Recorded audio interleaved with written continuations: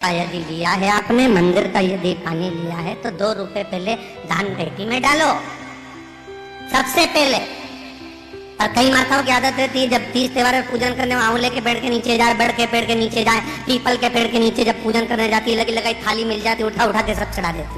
अब ना जाने किसकी थाली किसका सामान, और ये बढ़िया सिर पर पल्लू मल्लू ले लुआ के और सब चढ़ा चढ़ू के वो जाए, और बेचारी जिसकी थाली वो आके देखे तो सब सामान।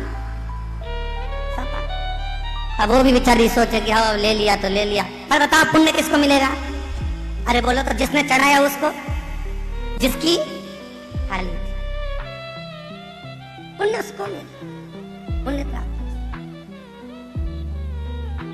अब राजा श्वेत शिव की आराधना कर, आज राजा श्वेत का अंतिम क्षण था, प्राण छूटना थे, मात्र 3 सेकंड बचे हुए थे। मंदिर में बैठकर शंकर की आराधना कर रहा था। धर्मराज ने अपने दूतों को, यमराज ने अपने गणों को भेज दिया। यम के दूत गए,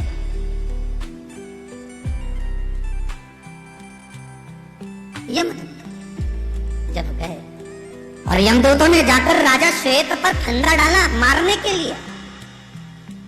जैसे फंदा डाला, राजा श्वेत के गले में जैसे फंदा पड़ा तो भगवान शंकर के गण वहां आ गए और उन्होंने यमदूतों को भगा दिया। यमदूत ऊपर गए, यमराज ने पूछा ये तुम्हारे आंख किसने फोड़ दी? ये चेहरे पर लाल लाल क्या हो गया?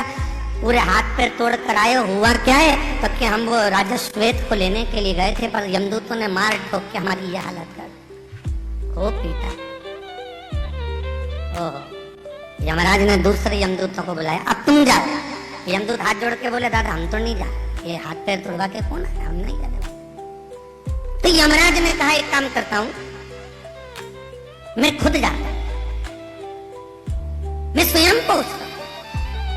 और यमराज गया राजा श्वेत को मारने के लिए। अंतिम क्षण है, मात्र 2 सेकंड और बचे।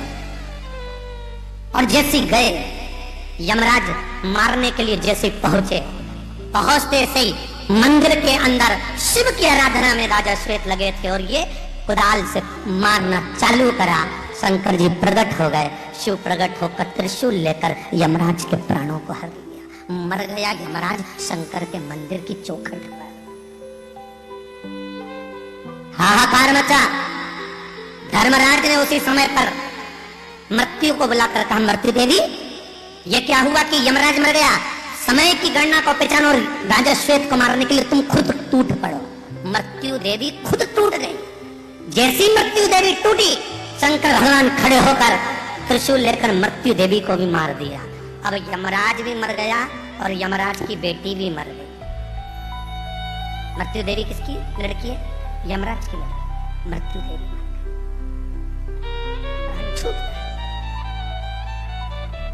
अब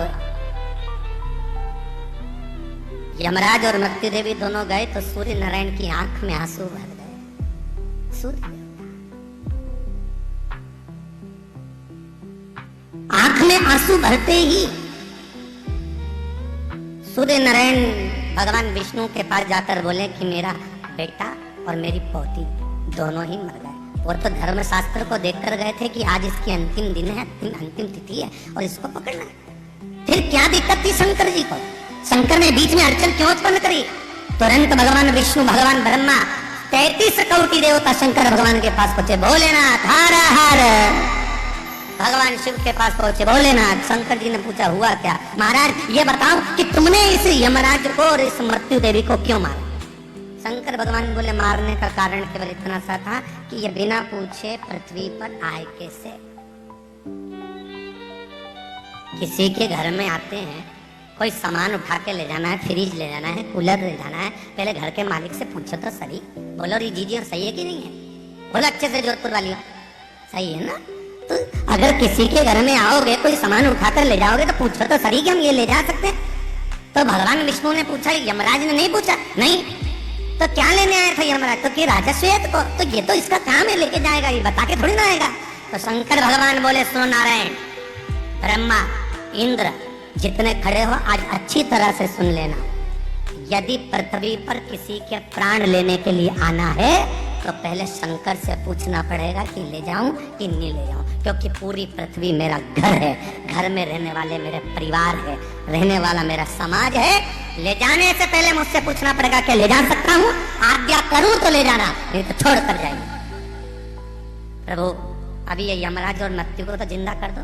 शंकर भगवान बोले एक ही शर्त पे जिंदा करूंगा, पहले वचन दो।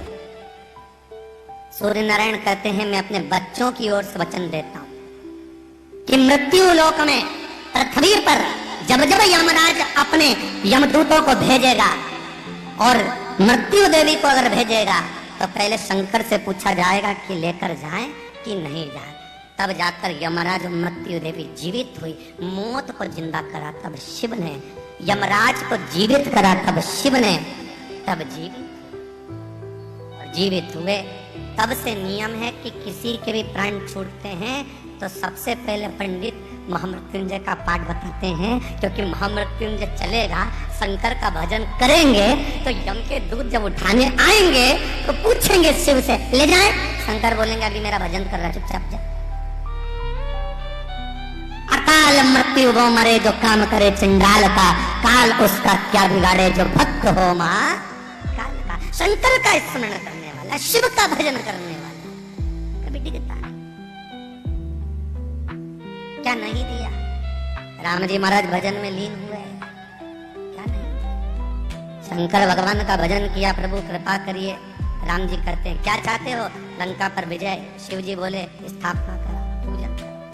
अगर लंका पर विजय भी चाहिए थी राम जी महाराज को तो सबसे पहले शिव का भजन करा। भगवान कृष्ण की 16,108 रानियां, एक भी औलाद नहीं हुई। जब भगवान कृष्ण के यहाँ एक संतान नहीं हुई तब भगवान कृष्ण की आंख में जल भर गया। गर्गाचार्य बाबा को बुलवाया, गुरुदेव आपने मेरा नाम कृष्ण रखा था, मेरी 16,108 रानियां हैं, मेरे यहाँ औलाद नहीं है, आप कृपा करिए। गर्गाचार्य बाबा ने कहा सुनो कृष्ण, यदि द्वारकापुरी के नजदीक में एक शिवलिंग का निर्माण कर तुम एक एक रानी के साथ में 11-11 दिन तक अभिषेक करोगे तो तुम्हारे यहाँ वंश बढ़ेगा। गर्गाचार्य जी ने जैसे गर्गाचार्य बाबा जैसे ही बोलते से भगवान कृष्ण एक एक रानी के साथ 11-11 दिन तक शिव जी का अभिषेक करे। शंकर भगवान प्रसन्न हो गए। कृष्ण मांगो तुम्हें क्या चाहिए? कृष्ण कहते हैं मेरे यहाँ औलाद नहीं। शंकर भगवान कहते हैं कृष्ण तुमने एक एक रानी के साथ में 11-11 दिन तक मेरा भजन करा है, मैं तुम्हें वर प्रदान करता हूँ कि एक एक रानी से तुम्हें 11-11 संतान होगी। 10 छोरे 1 छोरी तुम्हें एक एक रानी से प्राप्त होंगे। 1,77,180 भगवान कृष्ण के बच्चे होंगे। किसकी कृपा से? बोलते जाओ जरा। शंकर, अब तुम्हें भी जितने चाहिए उतने दिन अभिषेक कर लो, शिव की कृपा है, शंकर की करुणा है।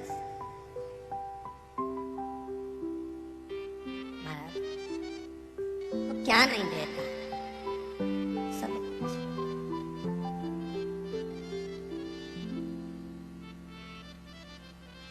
ऐसा कुछ है ही नहीं जो दे नहीं सकता। सर्वस्व ताना, उसके दरबार में आने वाला भगवान विष्णु जो देते हैं वो सोच कर देते हैं। देना क्या है? ब्रह्मा जी तुम्हारी लेखनी में कितना लिखा है उतना देंगे, और केवल एक देव अधिदेव महादेव ऐसे होते हैं जो बिना सोचे समझे दे देते हैं। लंका के राजा रावण को सोने की लंका दे दी, भस्मासुर आया, जोड़ा सा तप करा, आशीर्वाद दे दिया ये कड़ा ले जा, जिस पे हाथ रखेगा वही भस्म हो जाएगा। उसने कहा प्रैक्टिकली यही कर लिया। शिव जी बस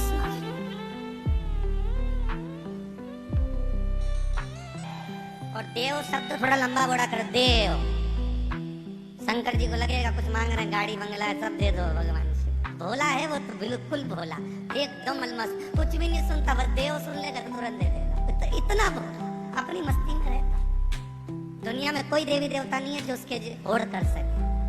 राम जी भी सीता जी को अपने पास बिठा के रखते हैं, तुम देख लो बिठाए कि नहीं बिठाए। अब कृष्ण राधा जी को अपने पास बिठा के रखते हैं, बोल रखते कि नहीं रखते। ब्रह्मा ब्रह्माणी को रखते हैं, और शंकर भगवान एक ऐसे देवता हैं जो अपनी धर्म पत्नी का पद भी बढ़ा के रखते हैं। खुद नीचे रहेंगे तो पार्वती ऊंची रहे, तुम किसी भी शंकर जी के मंदिर में जाके देखना, भगवान शंकर का शिवलिंग नीचे, पार्वती सामने ऊंचाई पर। तो ऊंचा प्रभु आपने पार्वती को ऊंचा क्यों रखा? शंकर भगवान बोले अपनी धर्म पत्नी को हर जगह पर मान दिलाते रहोगे तो पत्नी भी अपना सम्मान करती रहेगी, बापड़ी कभी पूछेगी नहीं। इसलिए इसका तो पार्वती जी से पूछा कि आप शंकर जी के पास क्यों नहीं बैठती हो? पार्वती जी बोली इनके भगत जैसे ये भोले, इनके भगत पूरे गोले। अब क्या बताएं, जब घर से फ्री हो जाए पानी लेके आ जाए, उंडेल उंडेल के चली जाए। भर दोपहरी में 2-2, 3-3 बजे पानी चढ़ा, इनको भी चढ़ा जाए, पास में बैठे तो हमें भी चढ़ा जाए। अब इनका क्या, ये तो कर्पूर गरम करना होता है। इनका क्या, इनके शरीर पे एक भी तो कपड़ा नहीं है, ये तो दिगंबर। अब ऐसे दिगंबर वेश में बैठते हैं, इनको कोई पानी चढ़ा जाए तो पोंछने की जरूरत नहीं, पानी यूं ही बह जाए। अब हम तो कपड़े पहन के बैठते, इतने गीले हो जाते कि ठंड के कारण मर जाते। इसलिए पार्वती जी बोली हम तो एकांत में ही अच्छे दादा, इनके ऊपर चढ़ाओ जो कुछ चढ़ाना सब चढ़ा। पार्वती मैया बड़ी मस्ती में पड़ी।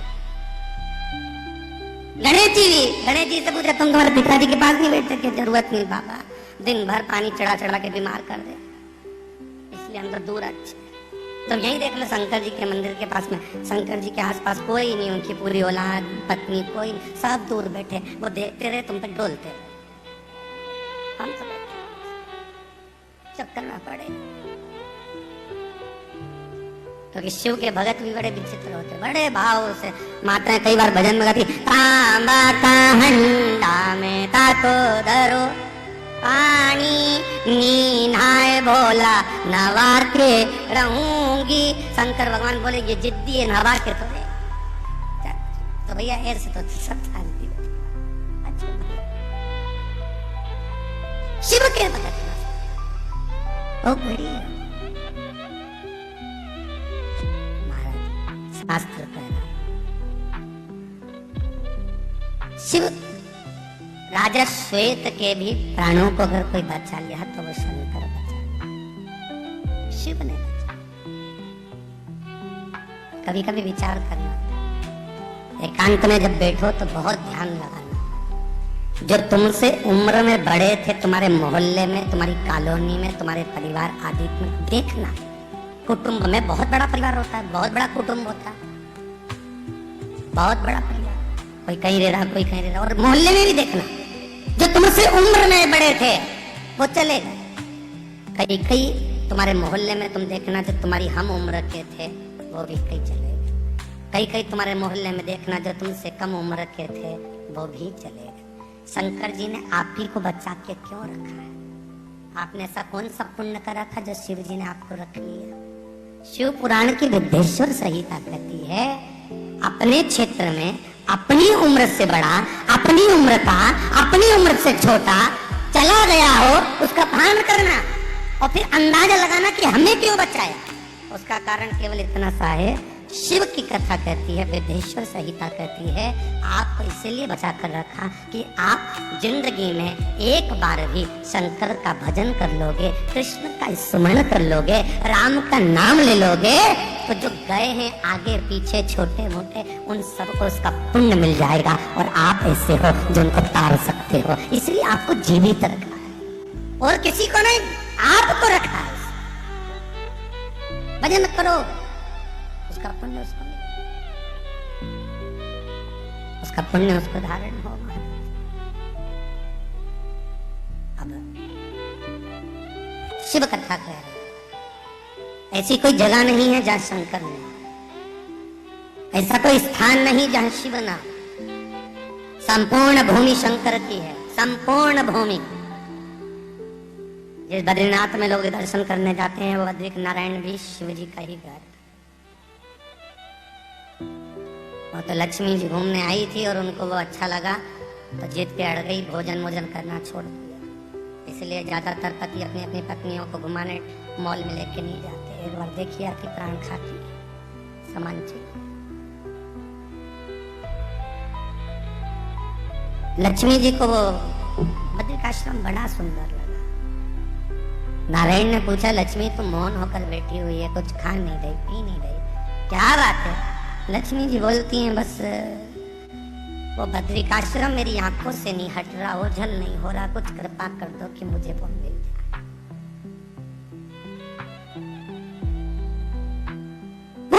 मुझे ऐसी कुछ कृपा हो, वो मुझे प्राप्त हो जाए, ऐसी कोई करुणा हो जाए तो बात तुमसे होता है। कभी कभी कोई कोई चीज की बड़ी महत्वता होती है।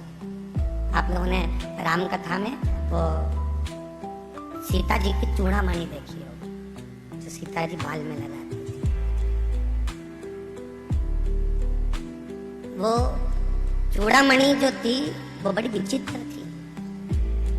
आप लोग शिव पुराण सुन रहे हैं तो आपको ये चीज का स्मरण होगा। वो जो चूड़ामणि थी जो सीता जी के केश में लगी हुई थी, वो शंकर जी की दी हुई थी। कब मिली थी वो? तो कहा समुद्र का जब मंथन हुआ और उस मंथन में जब गौ माता निकल गई, विष निकल गया, विष निकलने के बाद दो देवियां उस मंथन में से निकली। एक रत्नका देवी जिसको रत्नका नंदनी कहा जाता, और दूसरे नंबर पर निकली थी लक्ष्मी। ठीक है, दो देवियां प्रकट हुई थी, एक रत्नका नंदनी और दूसरी थी लक्ष्मी देवी। ये दो देवियां प्रकट। तो लक्ष्मी जी तो बहुत बाद में निकली, पहले रत्नका देवी निकल गई। रत्नका नंदनी जब निकली तो निकल कर रत्नका सीधे शंकर के सम्मुख में पहुंच गई, जिसने विष दिया था। और शंकर के सामने जाकर रत्नका देवी ने, उस रत्नका नंदनी ने हाथ जोड़कर शिव का स्मरण किया। नमः शिवाय, नमः शिवाय, नमः शिवाय।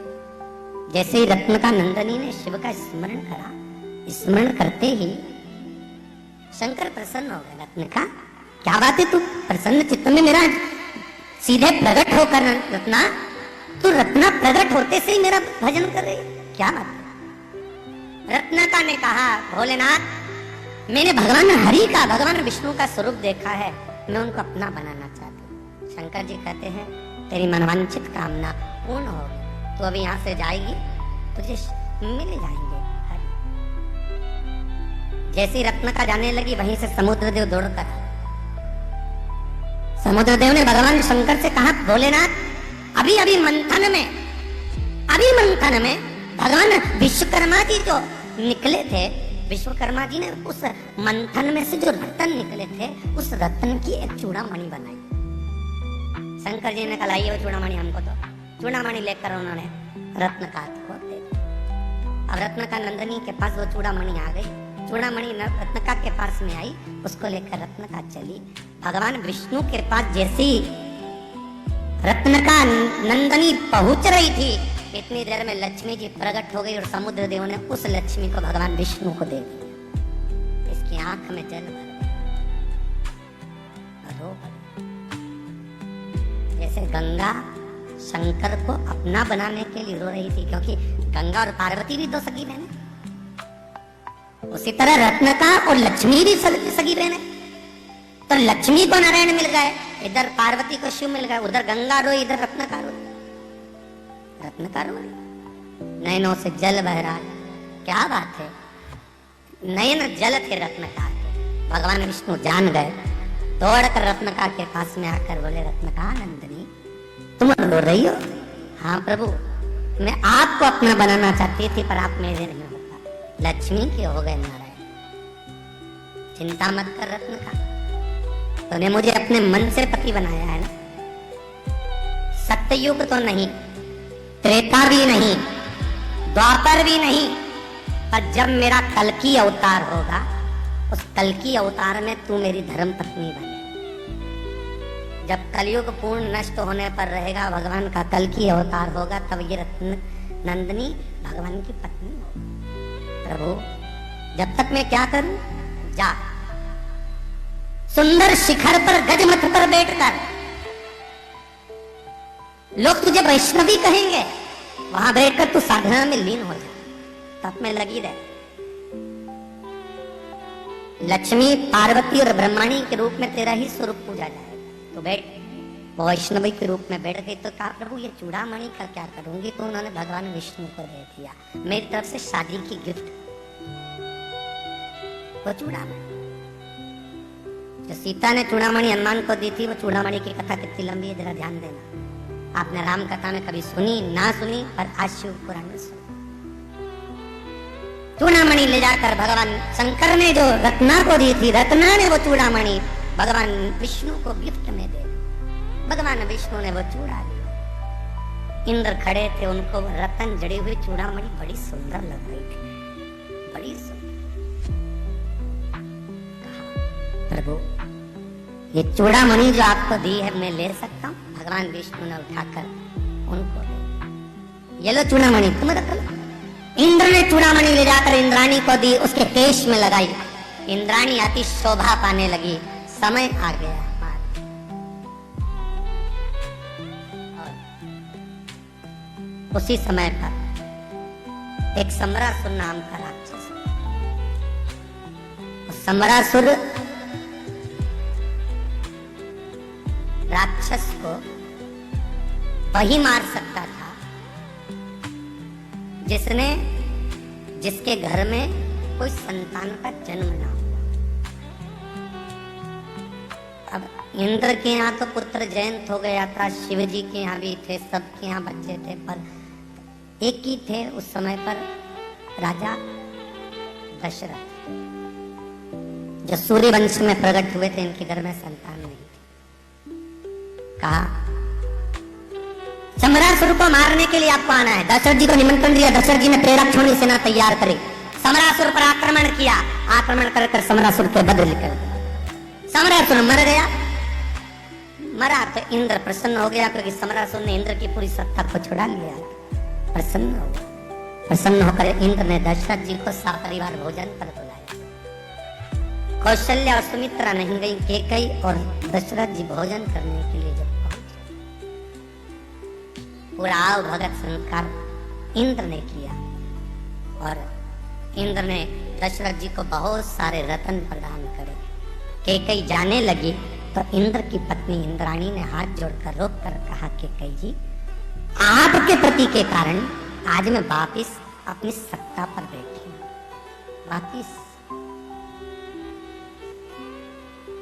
मैं वापिस अपनी सत्ता पर बैठी हूं। आज आपके पति के कारण मेरी ये सत्ता वापिस विराजमान हुई है, मेरी सत्ता वापिस। इसलिए मैं अपनी चूड़ामणि कैकेयी आपको देती हूं। कैकेयी ले ये चूड़ामणि, तुम्हारे जिस राज्य की नारी इस चूड़ामणि को पहनेगी उस राज्य का राजा कभी हार नहीं सकता। जिस नगर में चूड़ामणि पहनी हुई स्त्री रहेगी उस नगर का राजा कभी नहीं मर सकता, कभी पराजित नहीं हो सकता, विजय ही प्राप्त होगा। चूड़ामणि दे दी कैकेयी को। कैकेयी ने वो चूड़ामणि सुमित्रा जी को दे दी। समय आया, राम जी का विवाह हो गया। 4 बहुएं घर में आ गई। सीता जी की मुंह दिखाई थी, कौन क्या दे। कैकेयी ने शीश महल दिया है, दशरथ जी ने फल दिया है, कौशल्या जी ने राम का हार सीता को दिया है और सुमित्रा जी ने वही चूड़ामणि सीता को दे दी और कहा, बेटा ये वो चूड़ामणि है स्त्री सिर पर लगाकर रखेगी। जिस नगर में ये स्त्री रहेगी उस नगर का राजा कभी हार नहीं सकता। जब सीता जी की चूड़ामणि थी, लंकाधिपति रावण ले गया सीता का हरण कर कर। हनुमान जी जब मिलने के लिए आए तो सीता जी को मालूम था जब तक ये चूड़ामणि मेरे बाल में रहेगी और मैं जब तक लंका में रहूंगी, ये चूड़ामणि लंका में अगर स्त्री के केश में है तो रावण मर सकता नहीं है, कभी हारेगा नहीं। इसलिए हनुमान जी ने कहा कुछ निशानी दे दो। सीता जी ने चूड़ामणि निकाल कर दे दी, पहले इसको ले जा, क्योंकि रावण को हराना है तो चूड़ामणि भेजना जरूरी है, तो इसको देखा। तब चूड़ामणि गई, तब रावण मरा। शंकर जो भी दे रहा है, मेरा शिव जो भी प्रदान कर रहा है, शंकर जो कुछ भी दे रहा है वो सहज नहीं हो सकता। शंकर का दिया हुआ खाली नहीं जा सकता। जो देता। शिव की उपासना करने वाला, शंकर का भजन करने वाला, ये आप लोग जो कुर्सियों पर बैठे हो, कहीं घुटना दुख रहा, कहीं कमर दुख रही, कहीं पीठ दुख रही, कुछ मत करो। शिवरात्रि की रात को 12 बजे शंकर जी के मंदिर की एक बेलपत्र उठाओ, शंकर जी के मंदिर का शिखर देखकर रात के 12 बजे चबा चबा कर खाओ। जिंदगी में कभी घुटना बदलने की जरूरत नहीं पड़ेगी, कभी कमर नहीं दुखेगी, कभी पीठ नहीं दुख सकती। शिव की उपासना ही कुछ ऐसी रोगों से मुक्त कर देता है। रोगों से महाराज उसको महामृत्युंजय कहते हैं, जो मृत्यु को जीत रहा, मृत्यु को भी जो वश में कर रहा हो शंकर हो। तो लक्ष्मी जी के मन में ये बात अड़ी हुई है कि ये बद्रिकाश्रम मेरा हो जाए, कुछ भी हो। अच्छा देखो, केवल भगवान कृष्ण के यहाँ पर 1 लाख संतान नहीं थी।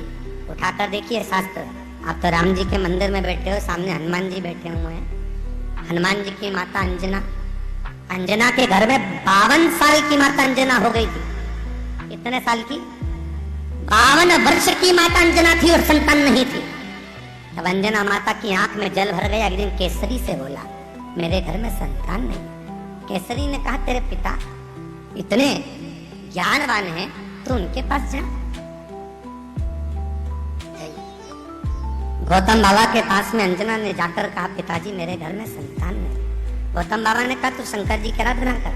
शंकर की जब अंजना माता ने सेवा करी, आराधना करी, पूजन करी, स्वयं भगवान शंकर ने पार्वती को भेज दिया, जरा पता करिए काय के लिए पूजन कर रही है। पार्वती ने पूछा, क्यों पूजन कर रही है? तो कहा, संतान के लिए। कैसी औलाद चाहिए? तो कि शंकर जैसी, शिव जैसी संतान। हाँ, शंकर भगवान के पास, पार्वती ने कहा, तुम्हारे जैसा पुत्र चाहिए। भगवान बोले, मेरा तेज पुंज माता अंजना के गर्भ से प्रकट नहीं हो सकता, धारण नहीं कर सकती। मेरे तेज पुंज को अंजना जन्म तो देगी, पर 6 टुकड़ों में जन्म देगी। इसलिए राम जी 4 भाई, हनुमान जी 6 भाई। हनुमान कितने भाई हैं? 6 भाई। अंजना माता के गर्भ से जब शंकर जी के ही तेज पुंज से, पवन देवता ने जो तेज पुंज दिया था, उस तेज पुंज से जो हनुमान जी के माता अंजना के गर्भ से जो हनुमान जी प्रकट हुए थे, वो 6 भाई। पहले नंबर पर हनुमान, दूसरे गतिमान, केतुमान, रतिमान, मतिमान, व्रतिमान। ऐसे हनुमान जी महाराज 6 भाई हैं सबके। कितने भाई हैं? 6। हनुमान उसमें सबसे बड़े हैं, उसके बाद में फिर गतिमान, फिर रतिमान, फिर मतिमान। 6 भाई। इसलिए आज भी नियम है, यदि कोई गाड़ी खरीदी जाती है, या कोई फैक्ट्री या कोई ऑफिस का उद्घाटन किया जाता है, कोई दुकान, कोई व्यापार का उद्घाटन किया जाता है, तो हनुमान जी के छोटे भाई गतिमान के नाम से हनुमान जी के मंदिर का सिंदूर लाकर स्वस्तिक बनाकर उसकी पूजन करी जाती है। भगवान श्री हनुमान जी के उल्टे पांव का तो सिंदूर रहता है, पर नाम किसका लिया जाता है? गतिमान। हनुमान जी के छोटे भाई गतिमान नाम लेकर जब स्वस्तिक बना दिया जाता है, तो वो फैक्ट्री, वो ऑफिस, वो गाड़ी कभी जिंदगी में ठप्प नहीं हो सकती, अग्रण्य भाव में बढ़ती चली जाती है। इतनी तरक्की करती है कि जिसका वर्णन। नाम गतिमान का और सिंदूर बोलते जाओ जम के, हनुमान।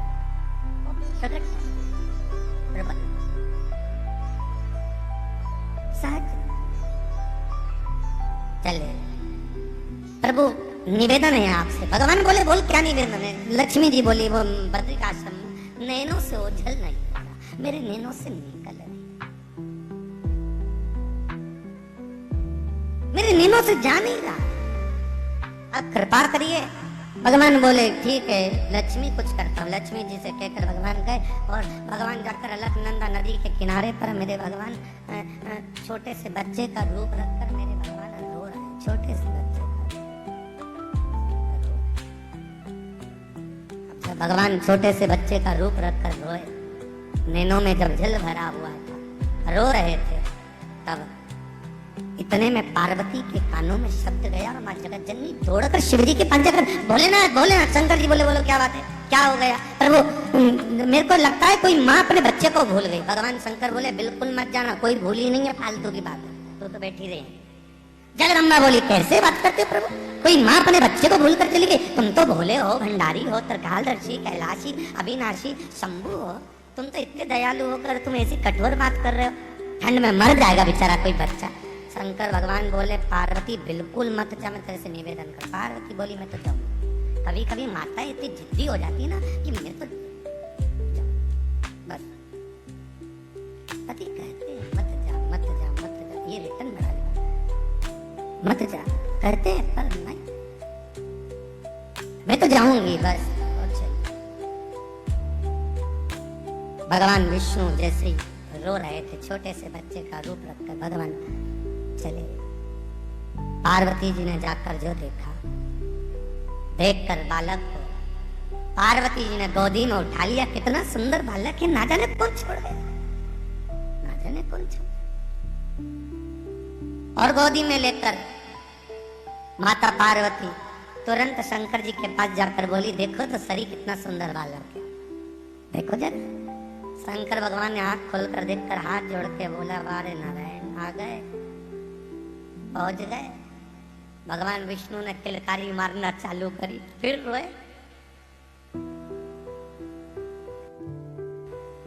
फिर रोए। अब चले शिव। शंकर ने कहा, शंकर बोले, पार्वती ये बालक तेरे पास में आ गया, अब इसको वापिस छोड़िए। नहीं नहीं नहीं, छोड़ूंगी नहीं। कैसी बात करते हो छोड़ने की? छोटा सा बालक है बेचारा, मर जाएगा पानी में, मर ठंड में, बद्रिकाश्रम में कितनी ठंड। नहीं रख लिया। अब 33 कोटि देवताओं में केवल एक देव अधिदेव महादेव एक ऐसे हैं, केवल एक शंकर, जो अपनी धर्म पत्नी के साथ रोज शाम को घूमने जाते हैं। केवल 33 कोटि देवता में एक देव अधिदेव महादेव ऐसे हैं जो अपनी धर्म पत्नी के साथ रोज घूमने जाते हैं, प्रतिदिन। अब ये तो घूमने जाए, इनको देख के लक्ष्मी जी कुड़ कुड़ के मर जाए। लक्ष्मी जी के मन में आए, बताओ, चल दिए नंदी पे बैठ के। फिर एक दिन लक्ष्मी जी ने भगवान विष्णु से कहा, देख लो तुम्हें दिन भर 24 घंटे कमाने से फुर्सत नहीं मिले, और वो शंकर पार्वती को देख लो, रोज शाम होती घूमने निकल जाते। अच्छा ऐसी बात नहीं है, तुम्हारी पड़ोसन भी रोज रोज पति के साथ घूमने जाते, बेचारी पड़ोसन की आफत हो जाए। रोज अपने पति से देख लो, तुम्हें दिन भर दुकान दुकान दुकान, घर घर, कमाना कमाना, और वो दोनों देखो हर दिन चले जाए घूमने के लिए, तुम मेरे को कहीं भी लेके जाओ। अब की बार भगवान विष्णु ने लक्ष्मी जी से कहा, तू तैयार हो, अब भी लेके चलो, तेरे को हो जा तैयार। लक्ष्मी जी तो तैयार होने गई तो रात हो गई। लक्ष्मी जी जैसी आई, भगवान विष्णु ने कहा तो अंधेरा हो गया। लक्ष्मी जी बोले, रहने दो, कल चलेंगे। पर ये तो बताओ प्रभु, ये तो शंकर भगवान आते ही बोलते चल गोरा, और गोरा तुरंत चल देती। इनके ताला माला नहीं लगाते, चाबी माबी। अब मैं तो गई तो बैकुंठ का 8 दरवाजा बंद करूं, 24 खिड़की बंद करूं, फिर आऊं, तो इनके घर में ताला माला नहीं लगाए। भगवान विष्णु बोले, कुछ होए तो लगाए, क्या कुछ होए तो लगा दे, तो कुछ थोड़ा बहुत तो होगा। तो शंकर भगवान बोले, हे थोड़ा बहुत तो है। भगवान विष्णु बोले, थोड़ा तो है, फिर ताला नहीं लगाते। तो इतने में भगवान विष्णु बोले, लगाने की जरूरत नहीं। बोली, जब घूमने जाते गले में से बब्बा को निकाल के दरवाजे पे छोड़ जाते, किसी के बाप में दम तो घुस के बताया। कौन घुसेगा अंदर? प्रवेश का सबसे ज्यादा प्रसन्न चित्त में अगर कोई परिवार है तो वो देव अधिदेव महादेव का परिवार। बड़ी मस्ती में रहते दोनों, धर्म पत्नी और पति दोनों, पत्नी पति दोनों मस्ती, अपनी मस्ती में बैठे रहते हैं। आप लोगों जैसा परिवार नहीं है, जरा जरा सी बात में क्लेश करना, बहुत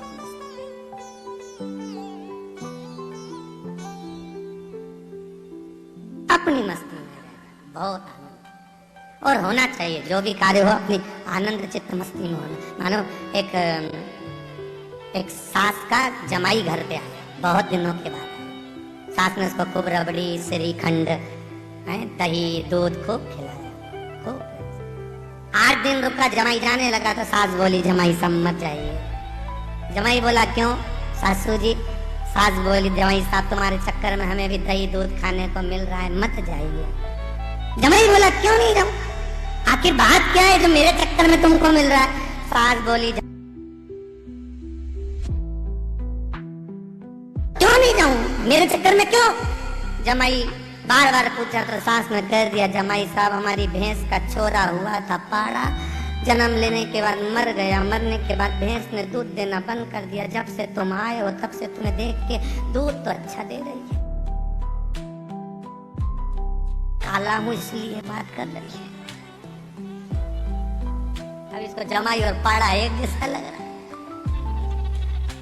ये तो मैं देख के दूध तो दे रही, कम से कम रुक जा। और जमाई को गुस्सा आया, सारा श्रीखंड फेंक के चला गया। सास ने आवाज दी, जमाई साहब रुक जा, भले 1 किलो दूध रोज घर पहुंचा देना, पर तुम्हें देख के भैंस दूध दे। जमाई को बदला मारा। शंकर भगवान बोले पार्वती चल मेरे साथ। पार्वती जी बोले हो प्रभु। पार्वती जी बैठ के जैसी चली। अब पार्वती के चलते ही इतने में बालक का क्या करेंगे प्रभु? शंकर भगवान बोले अंदर छोड़ दे। अंदर कौन संभालेगा? भगवान बोले सब अभी तो आ रहे हैं, छोड़ दे। बालक को अंदर छोड़ा, दरवाजा लगाया, कुंडी लगाई, पार्वती जी बैठ कर चल दी।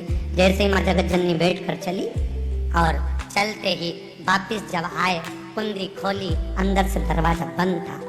अंदर से दरवाजा बंद तो खोला जा रहा है, अंदर कौन है? कोई खोलता नहीं है। दरवाजा बजाया माता पार्वती ने, कोई ने खोला नहीं। बहुत परेशान हो गई माता पार्वती, आंख में जल रखकर रोने लगी। माँ शंकर जी ने पूछा क्या हो गया जगदम्बा? जगदम्बा कहती है कोई ने अपने घर में कब्जा कर, कोई ने अपने घर में कब्जा कर लिया। शंकर भगवान बोले तो क्यों रो रही? दरवाजा खुलता तो कोई खोले ही नहीं, कोई खोले तो सही, दरवाजा खोले। दरवाजा खोला, पार्वती जी ने आवाज लगाई अगर अंदर कोई है और दरवाजा नहीं खोला तो मैं श्राप दे दूंगी। तब नारायण और लक्ष्मी दोनों दरवाजा खोलकर बाहर आए, हाथ जोड़कर बोले भोलेनाथ ये घर तो हमको अच्छा लग रहा है, ये बद्रिकाश्रम हमको दे दीजिए। हम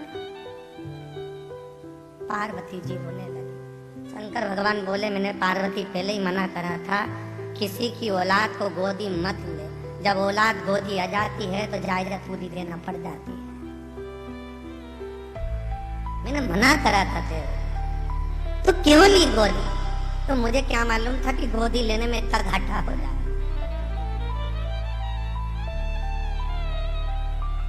इतना घाटा। पार्वती की आंख में जल भर गए। नारायण तुमने हमारे साथ छल किया है, तुम हमारी गोदी आकर हमारी जायदाद तुमने ली है। एक दिन तुम्हारी गोदी आकर तुम्हारी जायदाद कोई दूसरा लेगा। भागवत जी सुनिए, उसमें चरित्र आता है। ध्रुव जी महाराज ने तप किया, तप कर कर भगवान विष्णु ने कहा मांग तुझे क्या चाहिए? ध्रुव जी ने कहा कुछ भी नहीं चाहिए, आपकी गोदी बिठा लीजिए। भगवान बोले और कुछ मांगे? नहीं, मुझे तो आपकी गोदी में बैठना है। और ध्रुव जी महाराज को भगवान विष्णु ने अपनी गोदी में बिठा लिया। देवताओं ने पुष्पों की वृष्टि कर दी, गंधर्व गान कर दिया, अप्सरा नृत्य कर दी। गजब हो गया। इन्होंने दूसरे का मकान लिया था, इनका वैकुंठ ध्रुव ने ले लिया। अब ध्रुव के पास जो गोदी आया तो जायदाद गई। तुमने हमारी ली, कर्म का भोगे हो तो तुम किसी की लोगे तो कोई तुम्हारे ले जा। लिया। आंख में आंसू थे माता पार्वती के। भगवान शंकर ने बोला क्यों रो रही है, क्या हो गया? अपन कहाँ रहेंगे? भगवान शंकर बोले अपने को कमी है क्या? इनको यहाँ रहने दे, बद्रीनाथ में अपन रह, केदारनाथ में चल चल। पार्वती जी आंख में आंसू भर कर बोली नारायण जिस धाम में तुम रह रहे हो, इस बद्रीनाथ में कलयुग का जब प्रभाव प्रारंभ होगा, मध्यस्थता में जब कलयुग पहुंचेगा, तेरा ये बद्रीनाथ टूट कर नीचे गिरेगा। स्कंद पुराण सुनिए आप लोगों ने। स्कंद पुराण में स्पष्ट किया गया है कि आने वाले समय में बद्रीनाथ पूरा नष्ट हो जाएगा। वहां पर फिर नए बद्रीश का निर्माण होगा, जिसको कहते हैं भविष्य बद्री। कौन सा बद्री कहेंगे? भविष्य बद्री। नया बद्रीनाथ का नया बद्रीश का निर्माण। महाराज रो रही है माँ पार्वती। शंकर करे मत रो, दे दे, क्या करे। भगवान माता पार्वती ने दिया ये भवन तुम्हारा। जिस बद्रीनाथ के मंदिर में नारायण बैठे हैं, इसमें शंकर जी थे, शिव जी निकल गए, चल दिए। भगवान नारायण का मंदिर में लक्ष्मी प्रसन्न होकर नाचने लगी तो भगवान विष्णु की आंख में जल भरकर कहा, लक्ष्मी तेरी जिद्दी पर आज दूसरे के घर पर अपन ने कब्जा किया है।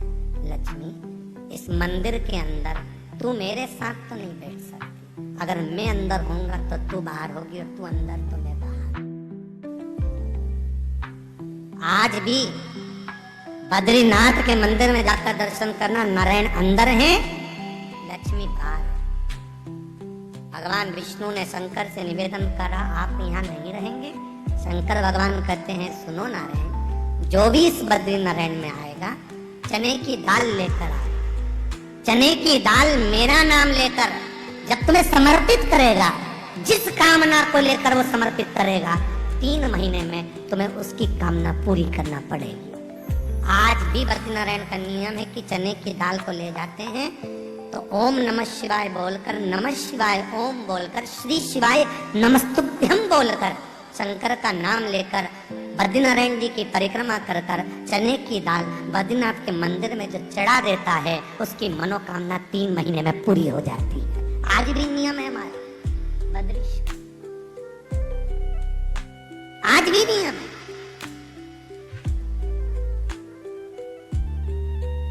महाराज भगवान शिव की कृपा है, बद्रीश भगवान शंकर।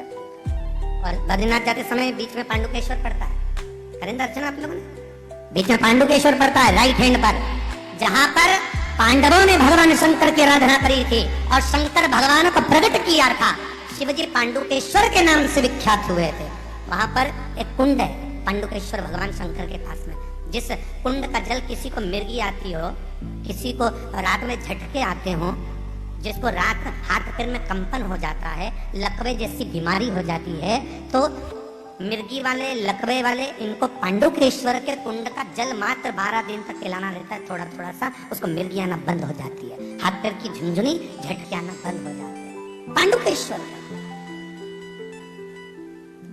शंकर के मंदिर के बाहर का जो क्रम है, दुनिया में केवल कुछ ही शिव जी के मंदिरों के आसपास में जो कुंड है, जैसे त्रिजुगी नारायण, जहां शंकर और सती का विवाह हुआ। पूरी दुनिया में भगवान शंकर की 52 शादी हुई है, कभी उमा के रूप में, कभी कात्यायनी के रूप में, कभी चंद्रघंटा, कभी स्कंदा, कभी सती, कभी पार्वती। तो ऐसे पार्वती के कई जन्म हुए, कई जन्म। शिव जी के 52 बार विवाह हुए। पार्वती की शादी तो भागवत जी में सुनी होगी आपने, जब भागवत में वर्णन आता है, पार्वती जी ने शंकर जी से पूछा, तुम्हारे गले में ये मुंडे किसके हैं? शंकर भगवान बोले, सब तेरे। सुनी कि नहीं सुनी कथा? सब तेरे। पार्वती जी बोली, कितने मुंडे हैं? शंकर जी ने कहा, गिन ले। पार्वती ने गिनती लगाई तो 51 मुंडे शंकर के गले में थे। पार्वती जी बोली, भोलेनाथ क्या मेरे 51 जन्म हो चुके? शंकर भगवान बोले, हाँ पार्वती, तो 51 बार जन्म ले चुकी है। तो ये मेरा कौन सा जन्म है? शंकर कहते 52वां जन्म है तेरा। भागवत जी में स्पष्ट किया, ये तेरा 52वां जन्म है। पार्वती जी पूछती हैं, इसमें एकाध मुंडा तुम्हारा नहीं है? नहीं, मैं अमर, मैंने अमर कथा सुन रखी, ये भागवत में चरित्र। तो इतनी सारी भगवान ने शादी करी, पर एल्बम एक ही की बचा के रखी पूरी शादियों में से, सती मैया। शंकर सती को बड़ा प्रेम करते थे, इतना प्रेम करते थे कि मरी हुई सती को भी कंधे पर डाल के तांडव करा था। जिस भूमि पर पांव रखते थे, भूमि नीचे तब जाती थी, भूमि नीचे। फिर चरण उठाया तो भूमि उछलती। ये जितने पहाड़ पर्वत बने शंकर के, सती मैया को कंधे पर रखकर शिव नाचे थे, उससे ये पहाड़ पर्वत बन गए। नारायण को लगा क्या करूं, ऐसे तो पूरी पृथ्वी नष्ट हो जाएगी। नारायण ने सुदर्शन फेंक दिया, सुदर्शन भेजा, माता सती के टुकड़े टुकड़े कर दिए। 51 टुकड़े माता के शरीर के हो गए, 51 शक्तिपीठ का निर्माण हो गया।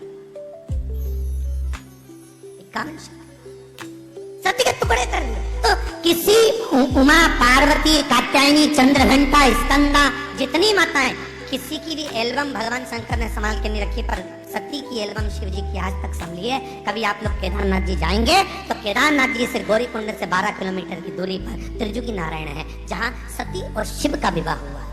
किसका विवाह हुआ है? सती और शिव का। जब विवाह की अग्नि वहां जो प्रकट हुई थी, वो अग्नि आज तक त्रिजुगी नारायण में जल रही है, आज तक नहीं बुझी, अभी भी जल रही है।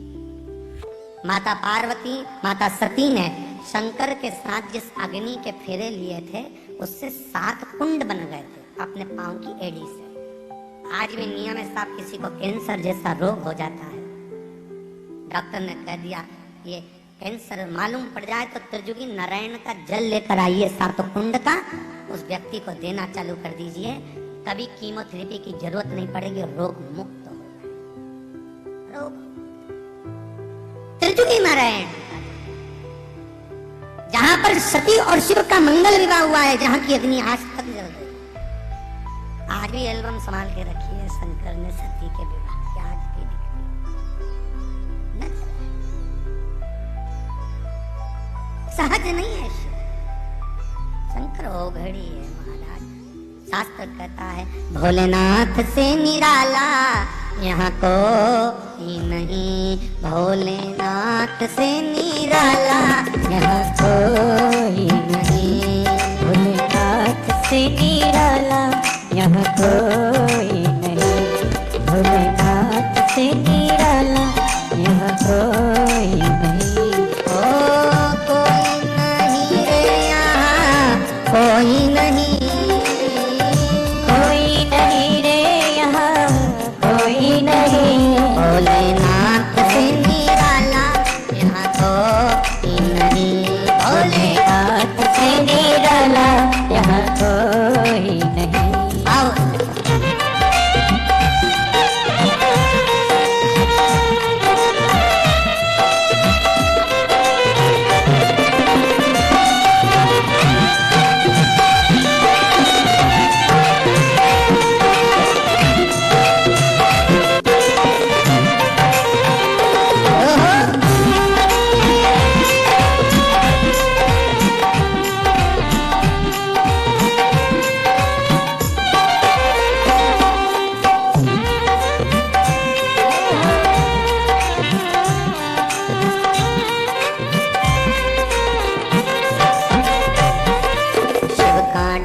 डम डम बोले अगम निगम के भेद ये खोले, शिव का डमरू डम डम बोले अगम निगम के भेद ये खोले, शिव का डमरू डम डम बोले अगम निगम के भेद ये खोले, शिव का डमरू डम डम बोले अगम निगम के भेद ये खोले। डमरू बजाने वाला कोई नहीं, ऐसा डमरू बजाने वाला कोई नहीं, भोलेनाथ से निराला भोलेनाथ से निराला यहाँ कोई नहीं। ओ कोई नहीं रे यहाँ, कोई नहीं, कोई नहीं रे यहाँ, कोई नहीं, ओ कोई नहीं रे यहाँ, कोई नहीं, कोई नहीं रे यहाँ, कोई नहीं, भोलेनाथ से निराला यहाँ कोई नहीं, भोलेनाथ से निराला यहाँ कोई नहीं।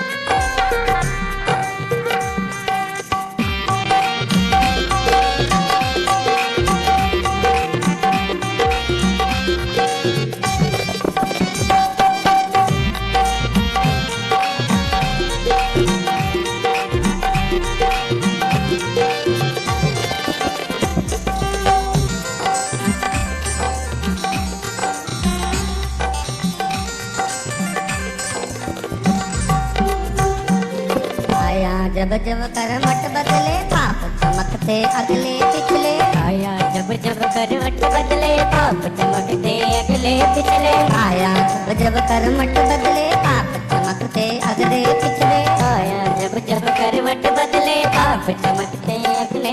ऐसा जोग जगाने वाला कोई नहीं, ऐसा जोग जगाने वाला कोई नहीं। भोलेनाथ से निराला यहाँ कोई नहीं, भोलेनाथ से निराला यहाँ कोई नहीं। शंभुनाथ से निराला यहाँ कोई नहीं, शंभुनाथ से निराला यहाँ कोई नहीं। ओ कोई नहीं रे यहाँ कोई नहीं, कोई नहीं रे यहाँ कोई नहीं। ओ कोई नहीं रे यहाँ कोई नहीं, कोई नहीं रे यहाँ कोई नहीं। भोलेनाथ से निराला यहाँ कोई नहीं, भोलेनाथ से निराला यहाँ कोई नहीं। शंभुनाथ से निराला यहाँ कोई नहीं, शंभुनाथ से निराला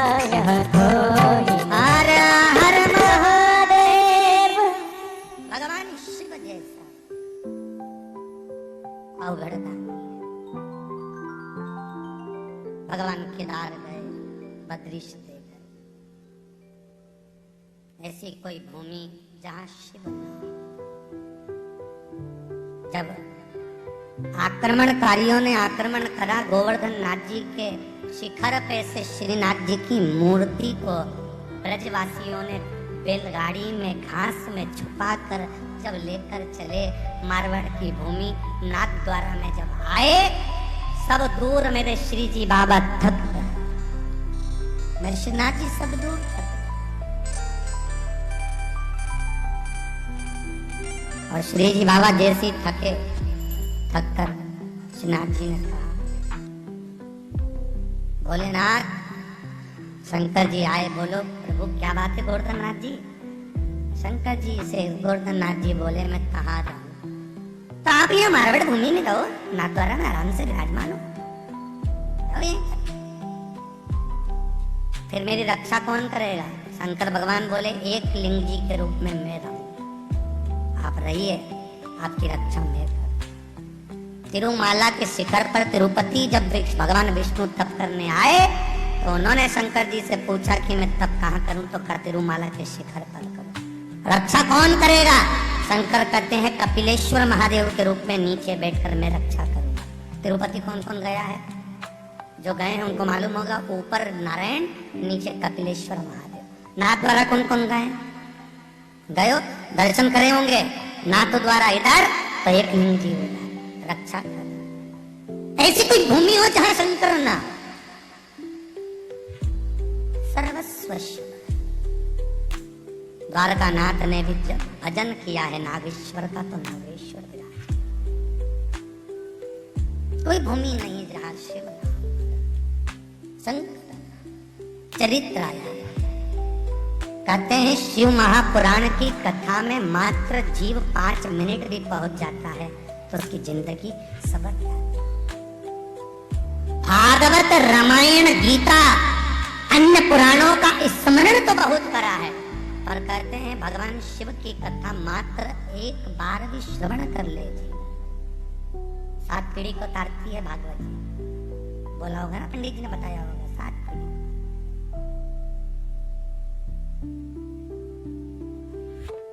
गीता जी भी 7 पीढ़ी तार देते, रामायण भी 7 पीढ़ी तार देते। बताया कि नहीं बताया, पंडित ने बताया। पर शिव महापुराण की वायव्य संहिता कहती है कि व्यक्ति, कोई स्त्री अगर इस शिव महापुराण की कथा को श्रवण करती है तो 1 या 7 पीढ़ी नहीं, उसके दोनों कुल की 71 पीढ़ियां तर जाती है शिव महापुराण की कथा श्रवण कर। बोल सीताराम सरकार की, राजा रामचंद्र भगवान की, जनक दुलारी माता सीता की, श्री हनुमंत लाल की। 7 पीढ़ियां, 71 पीढ़ी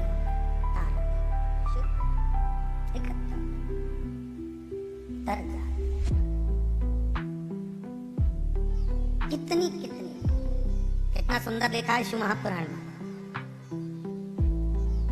शिव महापुराण सुनकर जाने वाला जीव, आप लोग अगर कथा सुनकर जब जाते हैं, निकलते हैं और कहोगे महाराज हमारी बहू को गुस्सा आता है, कोई कहेगी हमारे पति को गुस्सा आता है, कोई कहे हमारी पत्नी को गुस्सा आता है, कोई कहे मेरे पोते को गुस्सा आता है, जरा से जरा सा बच्चे से लेके बुढ़े से बुढ़ा व्यक्ति भी ऐसा होता है जिसको क्रोध रहता है।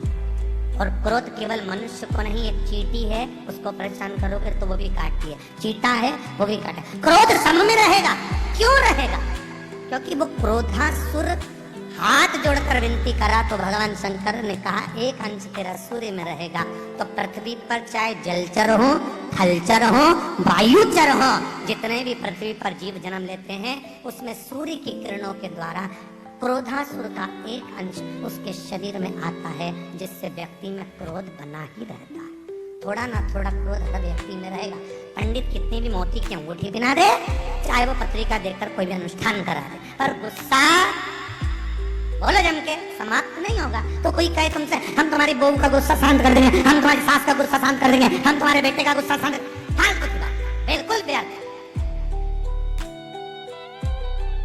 सूर्य की किरण में से क्रोध निकलता है, व्यक्ति को मिलेगा। जरा जरा सा बच्चा चिड़चिड़ करता, कई माता कहती है इतना सा रखा है गुरुजी, इतना चिड़चिड़ करता, बिठाओ भोजन कर रहा करता नहीं, उठ उठ के बकता, बिठाओ, इतना चिड़चिड़ गुरुजी। तो जी तुम्हारा दोष नहीं है, वो उसका है, किरण आ गई है, धूप मिल गई, वो रहेगा, तुम कितना ही प्रयास करो। एक काम हो सकता है, जब ज्यादा क्रोध आए एक लोटा पानी लो और एक बेलपत्र, ये बेलपत्र की जो डंडी है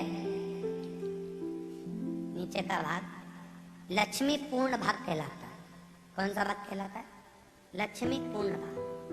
ठीक है, जैसे वो आप लोग को पान का पत्ता देखिए, पान जो पूजन में पान से पूजन होता है, ये पान का पत्ता जो होता है, ये देखा है, ये काय से प्रकट हुआ है, ये पान कहाँ से जन्मा, इसको पूजन में क्यों महत्वता दी गई? पीपल का पत्ता पूजन में नहीं रखा जाता है कि तो भाई पीपल का आजकल रख ले बात दूसरी है, परंतु मुख्य अगर कोई पत्ता है तो ये पान है। पूजन में इसको रखते हैं, जल छोड़ने के लिए, पूजन में गणेश जी विराजमान करना, स्वस्तिक बनाना, इसकी महत्वता क्यों है? कहाँ से आया ये, किधर से प्रकट आई है? तो इसके प्रकट का कारण है समुद्र मंथन की कथा। जब मंथन हुआ, उस मंथन में अमृत निकला। क्या निकला है? अमृत के कलश को देवता ले जा रहे थे, राक्षसों ने छुड़ाया, राक्षसों ने छुड़ाया, फिर देवताओं ने छुड़ाया। देवताओं ने छुड़ाकर वो अमृत का कलश जहां पर इंद्र का ऐरावत हाथी बंधता था, उस ऐरावत हाथी जिस खंबे से बनता था उस खंबे के पास छुपाया। कहां पर छुपाया? वो ऐरावत हाथी के बंधने वाले खंबे। अब खंबे के पास में वो अमृत का कलश छुपाया। छुपाते से ही जब वो अमृत के कलश को छुपाया जा रहा था, उसमें से एक बूंद पृथ्वी पर गिरते से ही अमृत के कलश के पास एक बेल चढ़ गई। वो बेल खंबे के ऊपर चढ़ती चढ़ती चढ़ती चढ़ती आगे बढ़ गई। जैसे ही बेल चढ़ी, चढ़ते से उसमें पत्ते लगे, उस पत्ते को ऐरावत हाथी बंधा हुआ था, उसने उस पत्ते को तोड़ा और खा लिया। काय का पत्ता? यही पान ऐरावत ने खाया। अब ऐरावत हाथी ने जब पान खाया तो बड़ा मस्त रहने लगा। एक दिन इंद्र ने ऐरावत से पूछा कि तू ऐसा क्या खा गया जो इतनी मस्ती में रह रहा है? तुम देखना पान खाने वाला बड़ा मस्त में रहता है, और मुंह में भरा रहेगा और कुछ बोलेगा कुछ नहीं करेगा, मस्त। तो तूने खाया क्या ऐसे जो तू मस्त है? इंद्र ने पूछ लिया। ऐरावत बोला वो खंबे के पास में जहाँ तुमने बांधा था वहां पर एक बेल लगी, उस बेल के पत्ते मैंने खा लिए। इंद्र ने देखा तो पत्ते को लिया तो ऐरावत पत्ता इंद्र ने खाकर देखा, इंद्र खाया तो इंद्र मस्ती में रहने लगा। एक दिन वहीं से लक्ष्मी जी की बड़ी बहन दरिद्रता निकल के जा रही थी। उस दरिद्रता ने पत्ता तोड़ लिया। पत्ता तोड़कर दरिद्रता ने भी मुंह में उस पत्ते को ले लिया। जाते जाते वो पत्ता भगवान विष्णु के पास पहुंच गया। ब्रह्मा जी के पास पहुंचा। ब्रह्मदेव ने कहा